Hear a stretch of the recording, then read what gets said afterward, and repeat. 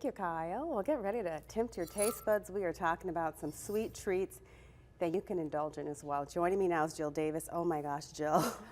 Thanks. My nose is just, this is delicious. It smells so good. How are you? Thank you. I'm well. Thank you for having me. Of course. You're from Drizzle Cakes and Bakes in Owosso. How are you doing? I'm doing good. I see you're baking away for the holidays here. Yes, Christmas is a huge time for bakeries, myself included. And I love the name of your shop. You just know that your treats are yummy with that name. Good.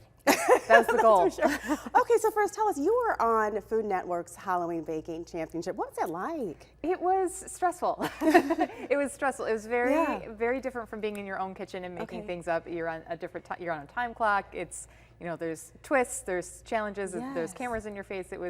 But all in all, it was an incredible experience. And you always seem so composed when you're doing that. How do you just keep, focused on what you're doing and then making something that's, spectacular looking? You kind of go into almost like a trance. Like you become a baking robot and you just know what you have to do and you get it done. This is beautiful. Tell us what you have here. Yeah, so I have a couple of different things here. I have a gingerbread roll that's from my Christmas menu. So it's a gingerbread sponge cake with a cream cheese frosting and a fig jam rolled up in it. Oh. I have a savory scone, which is what I call Totes Ma Goats, which is a sun-dried tomato, basil, and goat cheese savory scone. And then just a fun decorative wedding cake, because it's not very Christmassy, but everybody has their own personality, and I like to cater to that. Of course, you have to be creative during the holidays, that's for sure. So it is the holiday season. People are baking and baking and baking. What are some kind of fun recipes that you'd say families, kids, and everyone can get together to do? Yeah, I would say, anything. Sugar cookies are great. That's great for kids. My kids love to do the sugar cookies.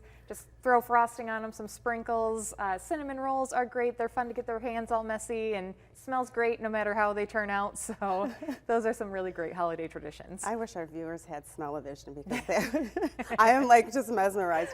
Now, any holiday baking tips that you'd have, especially with kids around?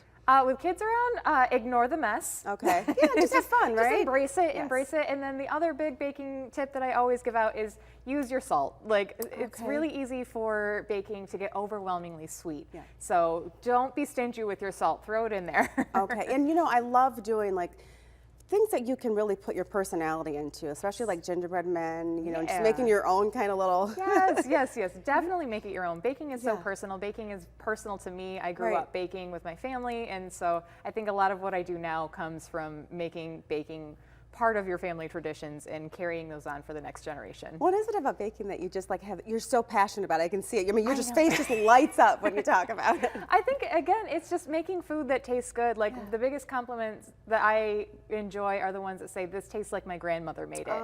And it's, food should be personal. Food should taste good. And that's really, and if it can look cool too, that's that's a bonus. What is your favorite holiday treat to I make? would say my favorite holiday treat is a Christmas cookie that my grandma always used to make called Lebkuchen, and it's a German cookie, and it's crunchy, and it goes good in coffee in the morning when you're trying to wake up for the day, and it tastes like Christmas to me. It sounds delicious. So people can come by and get some of these yummy treats? I am actually a home-based bakery, so I am custom order only, but we will be releasing our Christmas menu for pre-orders, and then people are able to pick up from a public location right before Christmas. Oh, that's great. So we will have that information on our website. Any other competitions that you have coming up? Not that I know of yet, just getting through the holidays at this point. It's relaxing. Okay. Yes. Well, thank you so much for joining us, and thank you for sharing this with us and making the studio smell like the holidays. It's beautiful.